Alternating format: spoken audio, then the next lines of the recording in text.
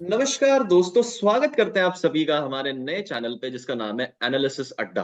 ठीक है। तो इस चैनल की हम शुरुआत कर रहे हैं और हमारा मेन मोटिव यही रहेगा, जो भी पॉलिटिकल न्यूज़ है, जो भी पॉलिटिकल एजेंडा है, जो भी पॉलिटिकल डेवलपमेंट है, इनको एक सिंप्लीफाइड मैनर में आपके सामने पेश करने का। ठीक है। और उसका एक प्रॉपर एनालिसिस आप तक रखने का, और एक प्रॉपर जो है व्यू पॉइंट अपना रख सके। ठीक है। और जजमेंटल हो सके चीजों में। ठीक है। तो मैं हूं आपका दोस्त और होस्ट मानस खंडेलवाल, और स्वागत करता हूँ आप सभी का। और मेरे साथ मेरे को founder Rishabh Chaudhary. Hello everyone. मेरा नाम ऋषभ चौधरी और आज जो है मैं मानस भाई के साथ एक बोल सकते हैं इनके एक इनोवेटिव आइडिया पे इनका साथ देने आया हूँ। और बहुत ही ये बड़ा इनिशिएटिव इन्होंने लिया है, क्योंकि ये जो काम ये करने जा रहे हैं या फिर जो हम करने जा रहे हैं, ये बिल्कुल ही कोई आसान काम नहीं होता। कोई ऐसे ही हम कोई भी ऐसे ही उठ के अपने जो ओपिनियंस होते हैं ऐसे पॉलिटिकल मुद्दों पे कोई देना आज के टाइम पे नहीं चाहता है। बहुत लोग डरते हैं, क्योंकि हम जानते हैं कि आज के टाइम पे जो भी चीज़ें हो रही हैं, कहीं न कहीं हर चीज़ों के पीछे एक एजेंडा जो है आ जाता है। बट यहाँ पे जो हम जो इनिशिएटिव लेके चल रहे हैं, हम ये देख रहे हैं कि हम जो लोकल मीडिया है, जो लोकल न्यूज़ चैनल्स हैं, उनसे काफ़ी अलग हट के, एक बोलते हैं ना, एक फर्जी चीज़ों से हट के जो फैक्ट्स हैं, जो एक्चुअल जो तथ्य हैं, वो अपने व्यूअर्स के सामने रखें। ठीक है, बहुत बढ़िया। ऋषभ, इन्होंने इंट्रोडक्शन शुरू करता है, टॉपिक पे वापस आता है। टॉपिक इस साल का सबसे मेन बिल्कुल, रहने वाला है 2024 के लोकसभा इलेक्शंस। और उसका जो शंख है बस वो फूके जाने वाला ही है। कुछ ही दिनों में इलेक्शन कमीशन डेट्स अनाउंस कर देगा। ठीक है। इलेक्शन डेट्स आपके सामने होगी। तो मेन मुद्दा अब ये निकल के आता है कि भाई इसमें वापस से सरकार कौन बनाएगा, सरकार में बैठेगा कौन। देखो, मेरी पहले ही व्यू पॉइंट में मैंने बोला वापस से सरकार कौन बनाएगा। तो वापस से सरकार का मतलब सिर्फ यही है कि 90% लोग ये चीज को मान चुके हैं, ये चीज को कंसिडर कर चुके हैं कि आएगी तो बीजेपी ही। और वो आएगी क्यों, इसके बारे में एक बार डिस्कस करते हैं और एक व्यू पॉइंट रखते हैं, और क्या ऑपोजिशन लैक कर रहा है उसका जो व्यू पॉइंट है आपके सामने रखते हैं इस चीज को। ठीक है। इस पे समझने की जरूरत यह है, 2019 में लोकसभा में बीजेपी ने प्रचंड बहुमत के साथ सरकार बनाई थी। ठीक है।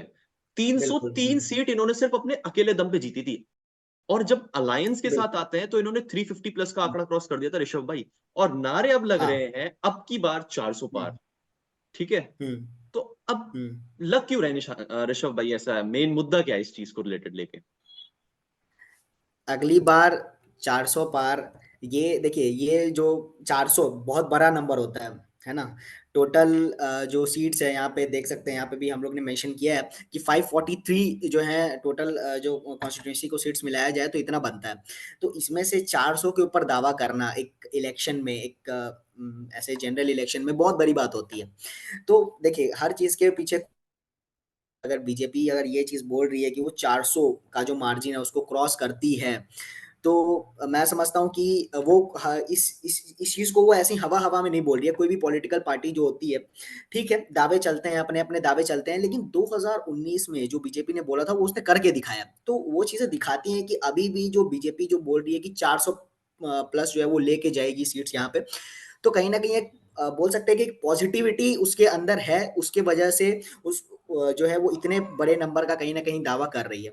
तो बिल्कुल, मैं तो यही मानता हूँ कि एक बहुत बड़ी पॉज़िटिविटी और कॉन्फिडेंस दिखाती है एक पार्टी की, जो इतने बड़े नंबर्स का दावा कर रही है। बिल्कुल। तो मेन मुद्दा है जो निकल के आता है भाई, why BJP is considered to win the elections of 2024। सबसे हुँ, पहला, इस बंदे की हुँ, ब्रांड वैल्यू, नरेंद्र मोदी जी की जो ब्रांड वैल्यू है, इसके दम पे इन्होंने 3 स्टेट्स में क्लियर कट विक्ट्री हासिल की है अभी, जिसे सेमीफाइनल बोला जा रहा था, राजस्थान, मध्य प्रदेश और छत्तीसगढ़ में। ठीक है। जिसमें बिल्कुल, छत्तीसगढ़ में बिल्कुल। इन्होंने कांग्रेस को हरा दिया, मध्य प्रदेश में हुँ, इन्होंने वापस से सरकार को रिवाइव किया, राजस्थान में हुँ, कांग्रेस को इन्होंने बाहर फेंक दिया।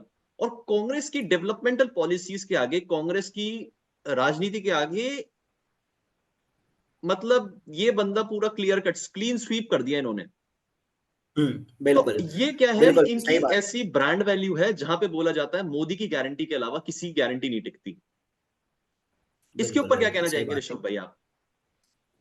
सेम मेरा भी ओपिनियन एकदम आपसे मेल खाता है यहाँ पे तो, क्योंकि इस बंदे ने सबसे पहली चीज़ जो बीजेपी जिस चीज़ को लेके इतने बड़े मार्जिन का जो दावा ठोक रही है, उसके पीछे जो सबसे बड़ा जो फेस वैल्यू है वो यही आदमी है जो हमारे सामने है, मोदी जी। इन्हीं के नाम पे इलेक्शन जो है बीजेपी लड़ते आई है, इन्हीं के नाम पे बीजेपी आने वाले टाइम पे इलेक्शन लड़ेगी, और नो डाउट कहीं ना कहीं बीजेपी को हैवी प्रॉफिट मिलने और वाला है, जो ऋषभ अभी भाई हम लोग को जो एक लेजिस्लेटिव असेंबली है वहां पे भी मिला है। और बिल्कुल। ऋषभ भाई एक चीज और है, तीनों स्टेट्स में आप हम्म। देखिएगा, तीनों स्टेट्स में इन्होंने चीफ मिनिस्टर्स का जिक्र नहीं किया था, इन्होंने सरप्राइज दिया बिल्कुल। है सबको।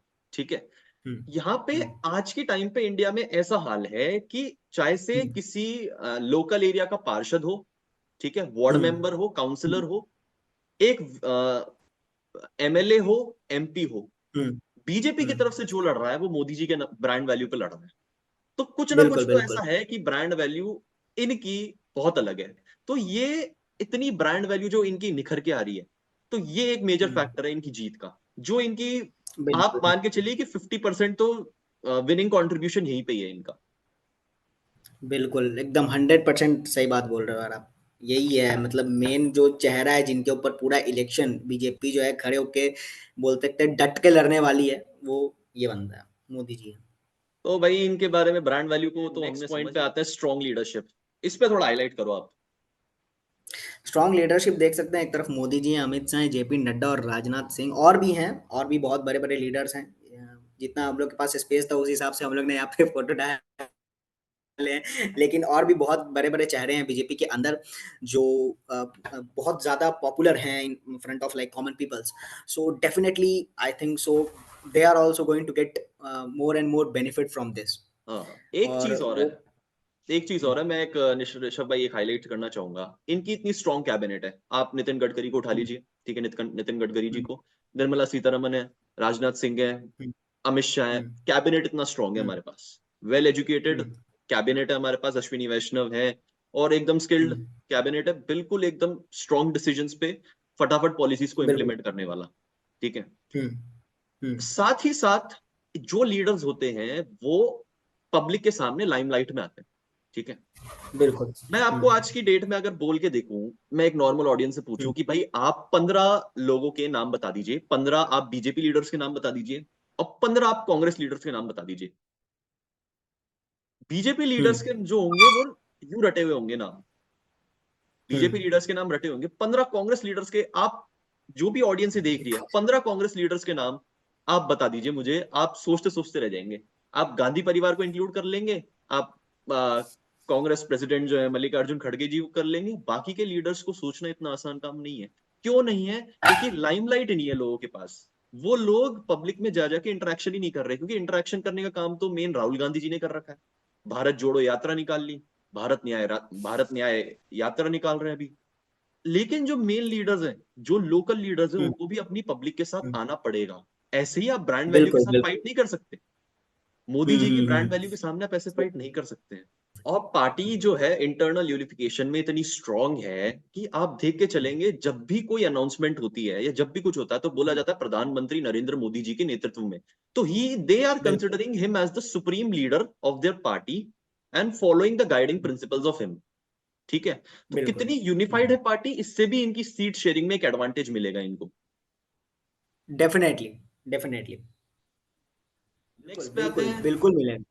अब आते हैं डेवलपमेंटल एजेंडा के ऊपर, इसको भी हाईलाइट कर दीजिए आप लोग, आप थोड़ा हाईलाइट करिए इसको। डेवलपमेंटल एजेंडा वही है, देखिए कोई भी जो चीज हम शुरू करते हैं, कोई भी एक ऑर्गेनाइजेशन है, ठीक है, जब वो कोई भी एक चीज के लिए खड़ी होती है, एक चीज के लिए, एक चीज से लड़ने के लिए खड़ी होती है, तो सबसे पहला चीज होता है एजेंडा। आपका एजेंडा क्लियर होना चाहिए। बीजेपी में ये बात है कि बीजेपी का जो एजेंडा है वो काफी ज्यादा क्लियर है कंपेयर टू अदर पार्टीज, है ना। बीजेपी का जो हम बोल सकते हैं आइडियोलॉजी ले लीजिए, या फिर और भी बहुत सारे इकोनॉमिकल, पॉलिटिकल और बेनिफिशियल एजेंडास जो होते हैं बीजेपी के, वो क्लियर रहते हैं, है ना। फ्रॉम टॉप टू डाउन हर चीज जो है बीजेपी का क्लियर रहता है, तो ये सबसे बड़ी चीज होती है। आप कुछ अपना बीजेपी इस का पे बात एजेंडा रखे तो। ऐसा है, सबका साथ, सबका विश्वास, सबका प्रयास, ये इनका जो मोटो है।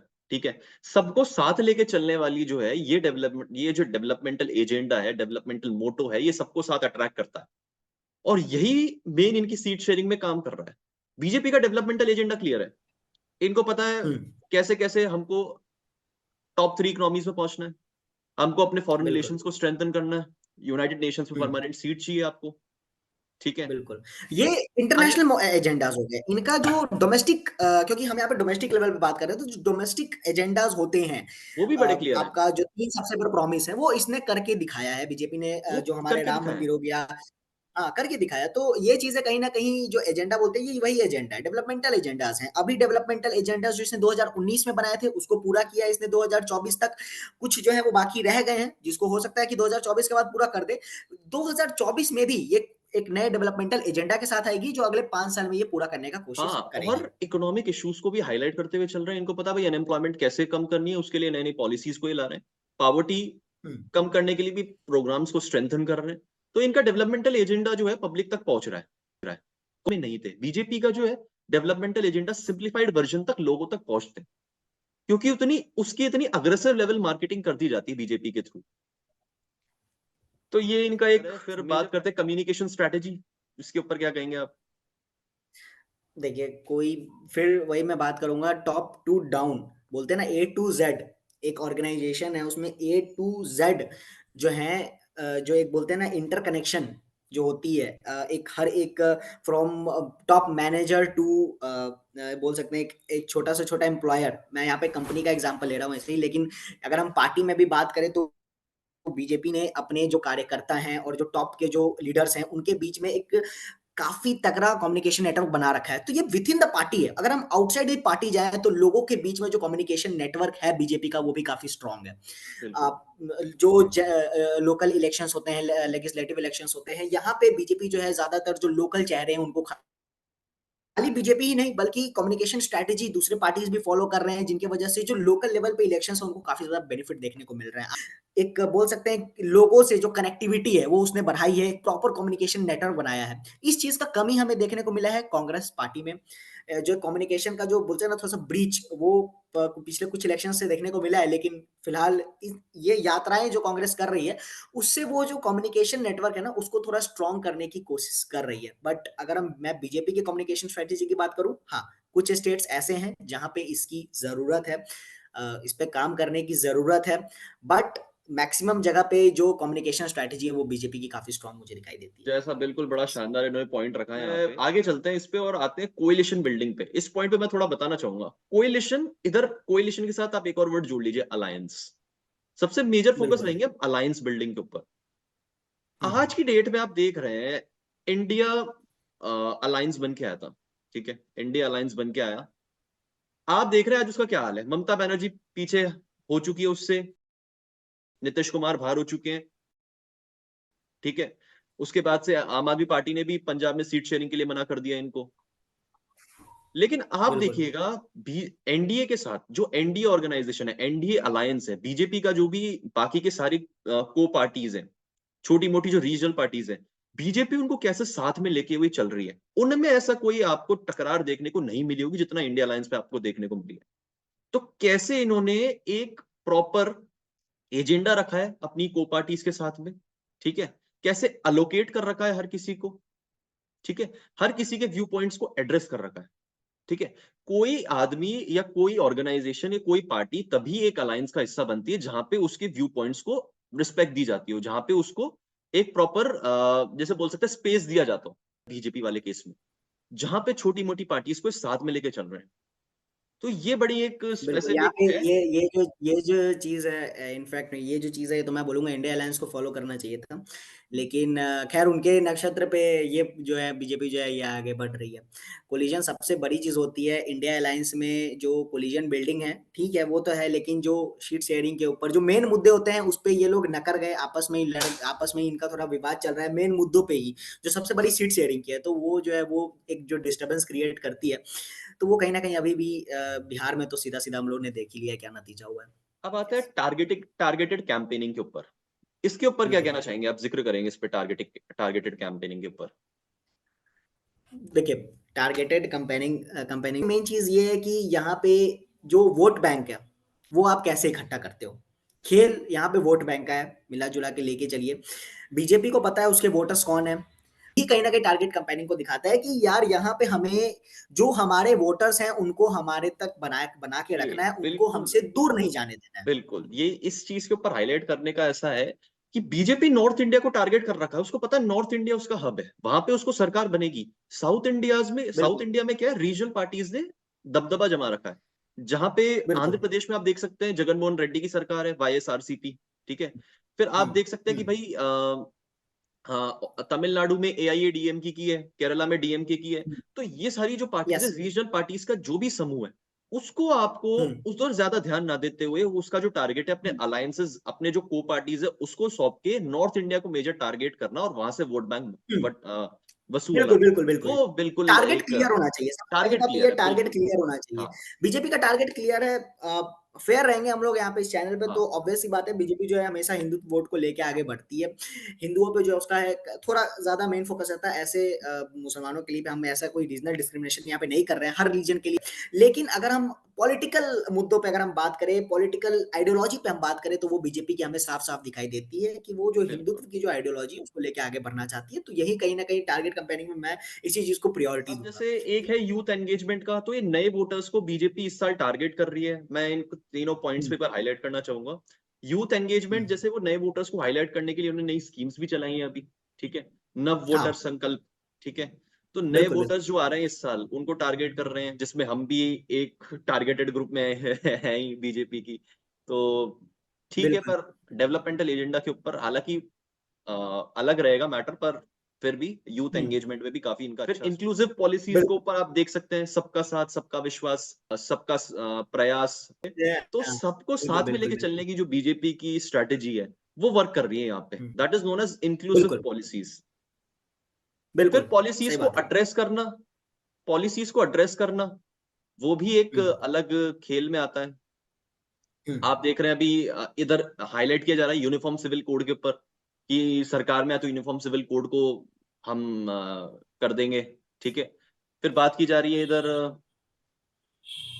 नए नए ट्रिपल तलाक के ऊपर इन्होंने हाईलाइट किया था, इन्होंने फिर आर्टिकल हुँ। 370 के ऊपर किया था, यूसीसी हो गया आपका, सीएए के फिर बिल्कुल ऊपर हो ये गया। तो यूसीसी हो गया, फिर सारे जो भी सीएए हो गया, इश्यूज हैं, 2 सबसे बड़े मुद्दे। हाँ, हुँ, तो सारे यूसीसी, इश्यूज हैं। सीएए अभी तक का मैं समझता हूँ 2 सबसे बड़ा कंट्रोवर्शियल मुद्दा रहा है कहीं न कहीं बीजेपी का।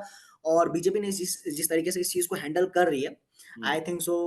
देखिए देखते हैं क्या होता है। बाकी तो लास्ट में कोर्ट ही डिसाइड करता है कि what will be the last solution for this. But yeah, for now it's something goes on, you know. Hmm, अब आते हैं देखिए लोकल लीडरशिप के ऊपर। लोकल लीडरशिप, हुँ, जैसे इन्होंने कहा था भाई, जिस तरीके का डाउन टू बिल्कुल। Bottom, top to bottom approach, काफी अच्छी है हुँ। इनकी, बिल्कुल। बिल्कुल, अब आते हैं, हर पार्टी का ये प्रायोरिटी होना चाहिए कि उनकी जो हम्म, लोकल लीडरशिप है वो काफ़ी स्ट्रॉन्ग रहे, क्योंकि इन लास्ट वो लोकल लीडरशिप ही आपको मैक्सिमम वोटर्स लाके फिर आते दे हैं पाए। Effective ground game. Hmm, effective ground game थोड़ा इलैबोरेट कीजिए आप। वही ग्राउंड ज़मीन पे पकड़ किसका कितना बढ़िया है, सीधा बिल्कुल। बात। किस पार्टी का ज़मीनी स्तर पे पकड़ कितना बढ़िया है वो, यहाँ पे हमें डिफरेंस देखने को मिलता है। जल्दी मैं इस बात को ख़त्म करूँगा कि यहाँ पे हमें एक सीधा डिफरेंस देखने को मिलता है कि ह देखो हर एक पार्टी का अपना एक एरिया होता है, ठीक है? मैं समझता हूँ कि हर एक पार्टी का अपना-अपना ज़मीनी स्तर पे जो स्ट्रॉन्गनेस हमें देखने को मिलता है, हर एक पार्टी जानती है कि कहाँ उसका दबदबा है, कहाँ उसको दबदबा बनाना है।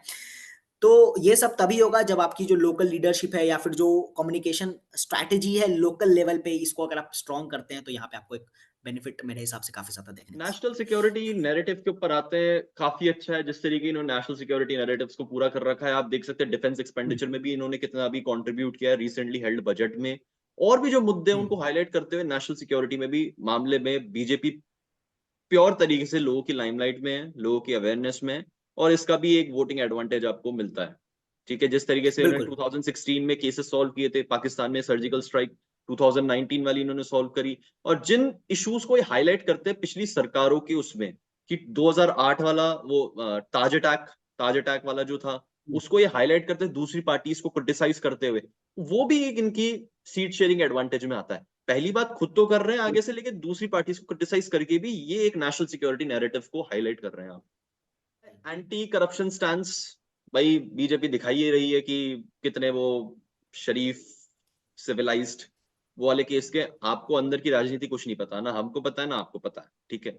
लेकिन फिर भी आप बिल्कुल। देख के चलिएगा, जो अभी कांग्रेस का पकड़ में आए थे एक एमपी, ठीक है। हुँ, तो नाम नहीं लूंगा उनका, पर 300 करोड़ का उनके जो वो घोटाला आप सब जानते हैं भाई कितना वो था उधर या जो हाईलाइट हुआ था। तो बिल्कुल एंटी करप्शन स्टैंड्स बिल्कुल। को भी मिटाने के चक्कर में भी तो इन्होंने एंटी करप्शन पॉलिसीज भी कुछ चलाई थी, जिसमें डीमोनेटाइजेशन चलाया था एंटी करप्शन स्टैंड्स के लिए, फिर जीएसटी का इम्प्लीमेंटेशन कर दिया इन्होंने। हम्म। तो ये सारी चीजें हैं जो एंटी करप्शन स्टैंड्स पे भी इनको एक आगे मूव दे रही है, और पता चल रहा है कि भाई बीजेपी पॉलिसीज चला रही है तो एंटी करप्शन के लिए, और वो खुद करप्टेड पार्टी नहीं है।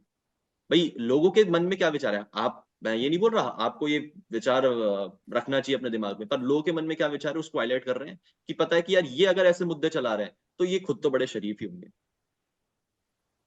ऑब्वियस सी बात है। बिल्कुल अब आता है वीक ऑपोजिशन, ये बड़ा मैटर, बड़ा ये तो सबसे बड़ा मैटर है चीज। जुलाई 2023 में जो सेंटर में आपको दिख रहे हैं यहाँ पे राजनेता नीतीश कुमार, इन्होंने एक मीटिंग बुलाई थी ऑपोजिशन पार्टीज की कि बीजेपी को हमको कैसे कॉम्बैट करना है। और आज की डेट पे 6 महीने और 8 महीने बाद ये हाल है कि ये जो सेंटर पे बैठे राजनेता हैं ये वापस से बीजेपी में शामिल हो गए। मतलब जिस पार्टी ने बीजेपी से फाइट करने की रणनीति रची थी वो आज खुद बीजेपी में। और बाकी सारे मैटर्स आप देख सकते हैं यहाँ पे, ममता बनर्जी ने सीट शेयरिंग के लिए मना कर दिया। पार्टी जो है इंटरनली यूनिफाइड ही नहीं है, जो अलायंस है इंडिया अलायंस वो इंटरनली यूनिफाइड ही नहीं है अपने आप में। तो ये इसकी एक बिल्कुल प्रॉब्लम कैटेगरी में आ रहा है। सबसे बड़ी प्रॉब्लम है, सबसे बड़ी प्रॉब्लम, ये सबसे बड़ी सबसे प्रॉब्लम बड़ी है। प्रॉब्लम है। Weak opposition is the biggest problem. If any like if any ruling party want to get benefit, they can get benefit from this. Biggest benefit they will get from this. अभी so strong opposition होना बहुत जरूरी है मेरे अभी हिसाब से। Recently आप देख सकते हैं हेमंत सोरेन सीएम पद से हट चुके हैं। यहाँ पे नॉर्थ ईस्ट में इनके पास, पार्टी के पास झारखंड। कोई कैटेगरी नहीं है लड़ने के लिए। क्या उमर अब्दुल्ला के नाम पे लड़ेंगे या महबूबा मुफ्ती के नाम पे लड़ेंगे जम्मू कश्मीर में? ठीक है, उनका तो नाम टेररिज्म स्टैंड में सबसे आगे रख देती है बीजेपी।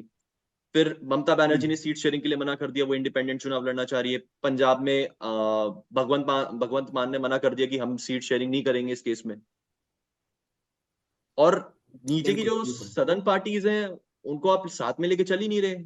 आपने चंद्रशेखर राव की पार्टी से मना कर दिया था, फिर आपने वाईएसआरसीपी के साथ अलायंस करने से मना कर दिया है, और सबसे जो थर्ड लार्जेस्ट पार्टी आपके पास आती है बहुजन समाज पार्टी, वो तो किसी के साथ अलायंस में नहीं है। बाकी की जो पार्टीज बन रही है वो इंटरनली यूनिफाइड है ही नहीं, ये क्योंकि सबसे बड़ी दिक्कत है, मैं ममता समझता की हूँ ममता की लालू से नहीं बनती। ठीक है, अरविंद केजरीवाल कभी हम्म, राहुल गांधी को चोर बताते थे, अरविंद केजरीवाल तो सबको ही चोर बताते थे। ठीक है, बिल्कुल। और बाकी लीडर्स में भी कांग्रेस और समाजवादी पार्टी की नहीं बन रही थी। अखिलेश यादव भी इस मुद्दे पे नहीं थी, हालांकि यूपी में इन्होंने बोला है, वादा किया है कि ये सीट शेयरिंग में एक देंगे हिस्सा, सीट शेयरिंग देंगे पूरी हम्म। कांग्रेस को। लेकिन फिर भी कहीं ना कहीं ये जो है मैटर्स, इनको ध्यान में रखते हुए चलना है। बाकी अभी के लिए तो इंडिया अलायंस इस इलेक्शन के लिए तैयार नहीं है। और जो नैरेटिव है अब की बार 400 पार, ये सच होता है या नहीं इसका इंतजार तो करना पड़ेगा। तो आज के वीडियो को बस यहीं पे ही रिस्ट्रिक्टेड रखते हैं। मिलते हैं आपसे अगली बार एक नए टॉपिक के साथ। तब तक के लिए good bye, till then have a great day. जय हिंद जय भारत। जय हिंद जय भारत।